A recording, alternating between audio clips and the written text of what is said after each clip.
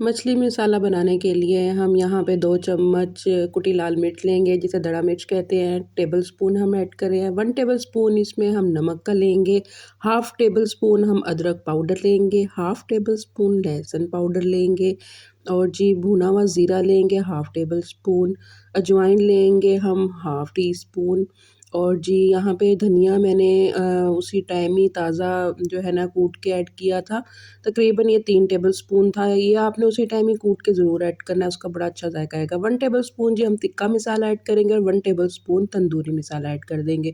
اس کو اچھے سے مکس کر لیں گے، ہمارا مچھلی مسالہ بہترین سا تیار ہے۔ آپ فش کو دھوئیں، مچھلی کو، اور اس کے اوپر لیموں رس ڈالیں اور یہ مسالہ لگائیں، اتنے مزے کی کراری مچھلی بنتی ہے۔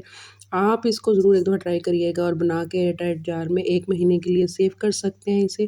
ویڈیو پسند آئی ہو تو میرے چینل مومنٹس وتھ صبا کو سبسکرائب کر دیں، ٹک ٹاک پہ مجھے فالو کر لیں۔ اپنا خیال رکھیں، اللہ حافظ۔